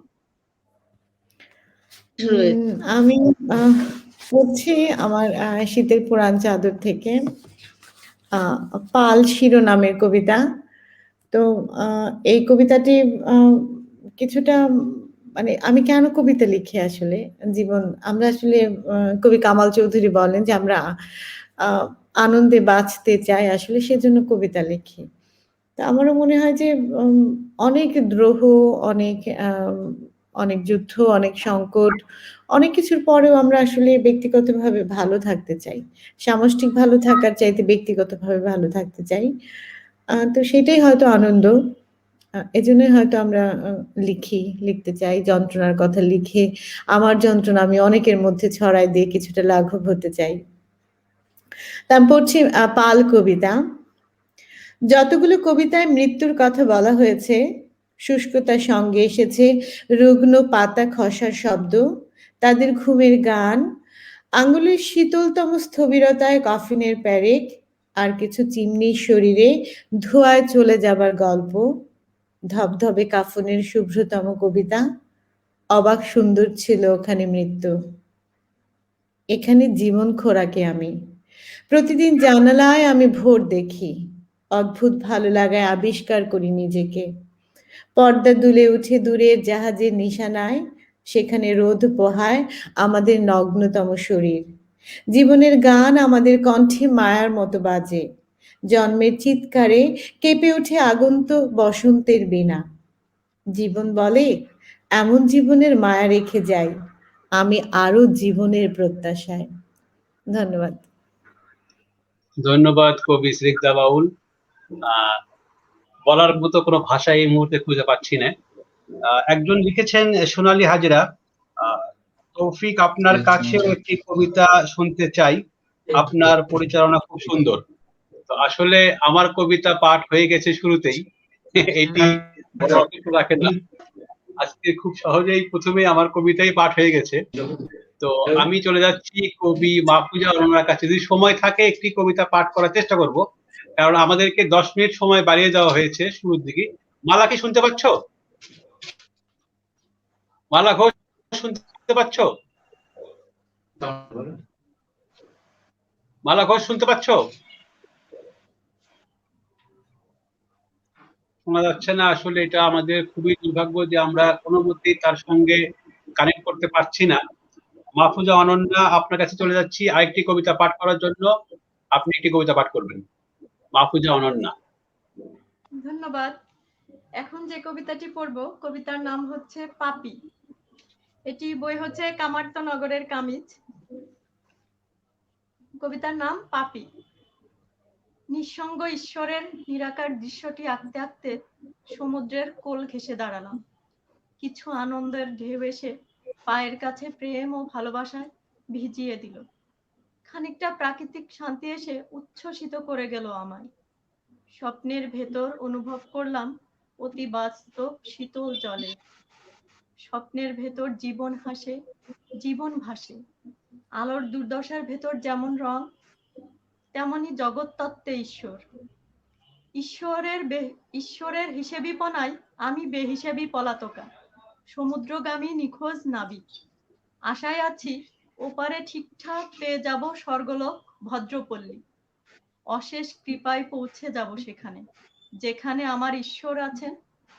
স্বপ্নের ভেতর দৃশ্যটি আঁকতে আঁকতে হঠাৎ মনে পড়ে গেল, হায়, বহুকাল পশ্চাতে শৈশবের ড্রয়ারে ফেলে এসেছি স্বর্গলোকের চাবি। ধন্যবাদ। ধন্যবাদ কবি মাহফুজা অনন্যা। কবি কাকলি মান্না এখন কবিতা পাঠ করবেন। কবি কাকলি মান্না। আচ্ছা, এটা যেহেতু বসন্ত উৎসব আসছে, একটা কবিতা পড়ছি আমি। দেখো, কবিতার নাম হাইফেনে ঝুলে থাকা প্রেম। প্রতি বসন্তে ঝরা পাতার হলুদ হয়ে যায় প্রিয় মুখ, নেশার পলাশ ডেকে নিয়ে যায় বাথান বাড়ি, হিমকায়া নদীর মতো শুয়ে লাল ধুলা পাও। তোমরা যারা ওপাশে হাঁটবে বলে কুচ্ছ পথ, তাদের শরীরের ভিতর অন্য রকম জল দাও। জেনেছি প্রিয় অসুখের নাম ভালো থাকা, হয়ে যায় একা শাপদ বাক্য। আগুনের তো কোনো লিঙ্গ হয় না, জ্বলে যাওয়াই তার।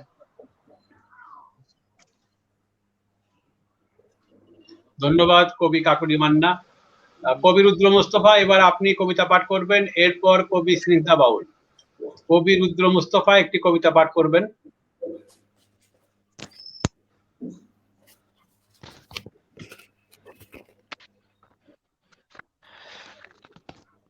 পাঠ করছি ঠোঁট বাড়ালে ঠোঁট নয়। বিকেলটা মরে গেল ছায় চাপা পড়ে, শহরের আনাচে কানাচে তবু নিকোটিনের উৎসব। আমি হতে পারতাম তার সবকিছু, তবু আমি পর। নিয়ন আলোর নিচে হৃদয়ের অন্ধকার, থই থই অন্ধকারে ভাসে মৃত প্রেমিকার যৌবন। শতাব্দীর শ্রেষ্ঠ প্রেমিকদের চোখ বিদ্ধ হয়ে আছে ক্লিওপেট্রার কফিনে। আধ খাওয়া চুম্বন এখনো প্রেমিকদের করে তোলে হারমাসিস। আমি হতে পারতাম তার সবকিছু, তবু আমি পর। এখনো হয়নি শোধ দালালের ঋণ, বাসর ভাঙা বাসি ফুলে ভরে আছে হৃদয়। প্রেমিকা চলে গেছে দালালের হাত ধরে, সময় এখন আপোষের। কারো কাছে নয়, দালালের কাছে আমাদের হৃদয়ের ঋণ। নীতিগুলো জমা ছিল প্রেমিকার কাছে, স্বপ্নগুলো স্বাভাবিক জীবন বাধা ছিল প্রেমিকার কাছে। ব্যর্থতাগুলো সব আজ দালালের দখলে। ঠোঁট বাড়ালেই তাই আজ আর ঠোঁট নয়, নিবিড় হয় বিষের পেয়ালা। ধন্যবাদ কবি রুদ্র মোস্তফা। আমি চলে যাচ্ছি কবি স্নিগ্ধা বাউলের কাছে। কবি রুদ্র স্নিগ্ধা বাউল কবিতা নিয়ে আসছেন। কবি কামরুল আরিফ বলছেন সকলকে অভিনন্দন। কুশল ভৌমিক বলছেন চমৎকার অনন্যাপু। কবি চৈতালি বসু বলছেন ঠিক বলেছেন কবি স্নিগ্ধা। কোথাও যেন নিজের যন্ত্রণার কথা, ভালো লাগার কথা কবিতার মধ্যে দিয়ে আমরা তা বলি, তা অন্যের সঙ্গে মিলে যায়। কবি স্নিগ্ধা বাউল। আচ্ছা, এর মধ্যে আমি একটু বিজ্ঞাপন ছেড়ে দিচ্ছি। এটা গত বইমেলায় বেরিয়েছিল আমার, জখমি ফুলের ঘ্রাণ। তো এবার চেষ্টা, এক ফর্মার বই অভিযান পাবলিশার্স থেকে বেরিয়েছিল। তো এবছর সম্ভবত জখমি ফুলের ঘ্রাণ 2 বের হবে আর কি, সম্ভবত, আমি এখনো পর্যন্ত স্পষ্ট নই। তো জখমি ফুলের ঘ্রাণের একদম সর্বশেষ কবিতাটি আমি পড়ছি। এই কবিতাটি এখানে যতগুলো কবিতা ছিল সবগুলো একেবারে আমার আঞ্চলিক, আমার নিজস্ব ভাষায় রচিত। তো সেখানে একটি মেয়ে গ্রাম থেকে শেষ পর্যন্ত সে শহরে চলে আসে, আসার পর তার কি হয়, আমি সর্বশেষ কবিতাটি পড়ছি। কবিতার নাম বহুগামিনী। যতবার এসেছি প্রত্যাশায় ফিরায়েছ তুমি, আমারে আমার কাছে আমারই হতাশায়। ডানায় মেখে নির্বাসনের নিদারুণ কষ্ট আমিও জমাই তবে, আকাশ মেঘের নির্পাতায় পরিচয়হীনার বেদুইন মুঠোয় আগলে রাখা প্রেম। প্রেমিক বলে কিছু নেই আমার, সকলেই বহুচর, কেবল ফিরায়েছ প্রত্যাশিরে তুমি। ফিরতাম আমিও জানি, জমিয়ে সমস্ত অহংকার, অন্ধকারে রাতে লয়ে জখমি ফুলের ঘ্রাণ।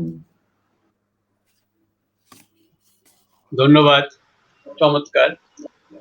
জখমি ফুলের ঘ্রাণের প্রত্যেকটি কবিতায় খুবই চমৎকার কবিতা এবং রসাস্বাদন মধ্যে করার মতো কবিতা। আর কবিতার বইটি আমি ইতিমধ্যে পাঠ করে ফেলেছি, হয়তো খুব শীঘ্রই এই কবিতা নিয়ে আমি কিছু লিখতে চাই আর কি। তো আমি সোনালী হাজিরার কথা মতো আমি কখনোই এই কাজটি করিনি। সেটি হলো যে উপস্থাপনা করতে এসে নিজের কবিতা পাঠ করাটা এক ধরনের এটাকে আস্ফালন বলা চলে আর কি, কারণ যেহেতু মাইক আমার হাতে। তারপরেও একটি অনুরোধ করেছে আমি মাঝখানে একটু ইন্টারফেয়ার করছি। আমি মাঝখানে একটু ইন্টারফেয়ার করছি। আমি একেবারে বিনীতভাবে হচ্ছে ক্ষমা চেয়ে নিচ্ছি যে আপনার একটা কবিতা আমি আসলে কাউকে তেল-টেল দিতে পারি না। ঠিক আছে? কিন্তু ঐদিন আমার বাসায় একজন গেস্ট আসলো। আপনার বইগুলা আমার খুব হাতের কাছে ছিল। তো হঠাৎ করে উনি বইয়ের পৃষ্ঠা পাল্টিয়ে আ কলকাতার বড়বাজারের যে শিরোনামের কবিতাটা, তো ওইটা উনি পড়ে আমাকে বলল, "দেখলা যে একজন মানুষ একটা আ জায়গাকে কবিতায় কিভাবে অনবদ্য করে তোলে।" তা আমি আবার বললাম যে, আ বিষয়টাই এরকম। অনবদ্যতা তৈরি করাই আমাদের কাজ, কবিদের কাজ। সেটা একটা উফ জখমি ফুল হতে পারে অথবা কলকাতার বড় বাজার হতে পারে। ওইখান থেকে আমি একটু অংশ পড়তে চাচ্ছি আপনার অনুমতি নিয়ে। না, আপনি পড়ুন, আপনি পড়ুন। কলকাতার বড় বাজারে চৌরঙ্গী স্ট্রিটে একটা হলুদ ট্যাক্সিতে চেপে আমরা রওনা দিলাম বড়বাজারের পথে। এগুলি ওগুলি রাজপথ পেরিয়ে অবশেষে নামলাম। ঝিরিঝিরি বৃষ্টির মধ্যে আমরা হেঁটে হেঁটে দেখে চলেছি মানুষের কোলাহল, সময়ের ভিড় আর ঘামে ভেজা শরীরে মেহনতি কসরত। আমরা ঘুরতে ঘুরতেই একটা বেচা কেনার দোকানে মাথা গলিয়ে দিলাম বাঙালি কায়দায়। বাহিরে বৃষ্টি, ভেতরে সওদা। আমরা কথা বলতে লাগলাম আমাদের ভাষায়। সওদাগর দেখাতে লাগলেন পাঞ্জাবি, লাল, নীল, হলুদ, খয়েরি কত না বাহারি রং। আমরা আমাদের স্বাদ ও রুচিকে একসাথে করে বৃষ্টির মাঝে ছড়িয়ে দিলাম আমাদের পৌরুষ। পাঞ্জাবি হাতে রাস্তায় নামতেই দেখি তুমি দাঁড়িয়ে। তোমার হাতে শরতের আকাশ আর কাশফুল। তোমাকে বলেই ফেললাম, মেঘবালিকা, নীলে নীল পাঞ্জাবি, তোমার রয়েছে জামদানি। নীলকণ্ঠে তুমি নীলিমার পূর্ণিমা। ধন্যবাদ সবাইকে। আমি আসলে একটু বিরক্তই করে ফেললাম। বিরক্ত না, আমি ক্ষমা চেয়ে নিচ্ছি, কারণ আমি কখনোই এই ধরনের ঘটনার মুখোমুখি হইনি। এটিও আমার এই বলা চলে ৩০ বছরের জীবনের মধ্যে প্রথম ঘটনা ঘটলো যে মুখের সামনে বসিয়ে দেখে আমি স্ট্যাচু হয়ে গিয়েছি। তো সোনালী হাজরা, আমি আর আমার কবিতা পাঠ করছি না, কারণ একদিনে আমার ২টি কবিতা আজকে স্নিগ্ধা বাউল পাঠ করে ফেলেছেন। তো ইতিমধ্যে কবি কামরুল আরিফ ভাই বলছেন একটু আগে কলকাতার কাজল দা অর্থাৎ কাজল চক্রবর্তী কবি তৌফিক জহুরের খুব সুনাম করছিলেন। কামরুল আরিফ ভাই আরো বলছেন কবি স্নিগ্ধা বাউল প্রতিভাময় কবি। নিঃসন্দেহে একজন প্রতিভাময় কবি স্নিগ্ধা বাউল, এতে কোনো সন্দেহ নেই। আজকের এই অনুষ্ঠানে যারা উপস্থিত ছিলেন কবি মাহফুজা অনন্যা, কবি কাকুলি মান্না, কবি রুদ্র মুস্তফা, কবি স্নিগ্ধা বাউল প্রত্যেকেই আগামী দিনের বাংলা কবিতা শাসন করবে, এটি আমি বিশ্বাস করি। কারণ প্রত্যেকের কবিতার মধ্যে অমিত সম্ভাবনা রয়েছে এবং তাদের কবিতার ভাষা, শব্দচয়ন, বাক্যবিন্যাস, উপমা, উৎপ্রেক্ষা সবগুলো নজর কাড়া। একদম নজর কাড়া কথাগুলো এই জন্য বলছি যে আমাদের এখানে আসলে কবিতা নিয়ে এখন গবেষণা খুবই কম হচ্ছে, যে কারণে অনেক তরুণ কবি যারা লিখছেন চমৎকার চমৎকার কবিতা লিখে চলেছেন, কিন্তু সেগুলি নিয়ে আলোচনা, পাঠ আলোচনা, গ্রুপ ভিত্তিক আলোচনা হচ্ছে না। তখন সে অর্থে আমরা চিন্তা করলাম যে উদ্যান লিটল ম্যাক থেকে যদি আমরা একটা অনলাইন ভিত্তিক কিছু একটা করতে পারি, সেখানে আমরা ধীরে ধীরে এই ধরনের পাঠ আড্ডা এবং পাঠ আলোচনা করব। এরই পরিপ্রেক্ষিতে কিন্তু আমরা আসলে এই অনুষ্ঠানগুলো করছি। আমরা ধীরে ধীরে আরো একটু অগ্রসর হওয়ার পরে আমরা বিষয় ভিত্তিক চলে যাব। যেমন হয়তো একদিন আমরা আলোচনা করব স্নিগ্ধা বাউলের জখমি ফুলের ঘ্রাণ। একজন বই নিয়ে একটা বই থাকবে, ৫ জন আলোচনা করবে। তার আগে আমরা ৫ জনকে ৫টি বই পাঠিয়ে দিব, তারা এসে বসবেন, তারা কথা বলবেন। আরেকদিন হয়তো কথা বলবেন কুশল ভৌমিকের দুঃখের কোনো মাতৃভূমি নেই কবিতার বই নিয়ে। এইরকম আমরা বিষয় ভিত্তিক আলোচনা করব। একদিন হয়তো আলোচনা হবে মাহফুজা অনন্যার বই নিয়ে। আমরা এইভাবে করতে চাচ্ছি। আপাতত আমাদের অনুষ্ঠানটাকে ধারণ করে এবং কন্টিনিউ করার জন্য আমরা আপাতত কবিতা পাঠ এবং হালকা হালকা প্রশ্নের মধ্যে দিয়ে এগিয়ে যাচ্ছি। বাট খুব শীঘ্রই কিন্তু আমরা চলে যাব বিষয় ভিত্তিকে। সে পর্যন্ত সবাইকে শুভেচ্ছা। কবি স্নিগ্ধা বাউল, কবি রুদ্র মুস্তফা, কবি মাহফুজা অনন্যা, কবি কাকুলি মান্না এবং আমাদের বন্ধু মালা ঘোষ মিত্র, তিনি বারবার আসছেন এবং চলে যাচ্ছেন, কিন্তু কোনো মধ্যে তাকে পাচ্ছি না আমি। মালা শুনতে পাচ্ছ? মালা শুনতে পাচ্ছ? মালা ঘোষ শুনতে পাচ্ছ? এটা আমি ভয় পাচ্ছিলাম, আমি আগেও বলেছিলাম যে আমি ভয় পাচ্ছিলাম কাকুলি মান্নাকে নিয়ে, কারণ সে দুর্গাপুর থেকে সংযুক্ত হয়েছে। বাট মালা ঘোষ সংযুক্ত হয়েছিলেন বনগা থেকে। তো বনগা থেকে আসলে হলো না। সবাইকে ধন্যবাদ এবং শুভেচ্ছা নিয়ে শুভরাত্রি। আজকের মতো অনুষ্ঠান এখানে শেষ করছি। আগামীতে আবারও দেখা হবে অন্য কোনো টপিক নিয়ে। ধন্যবাদ সবাইকে। শেষ শেষ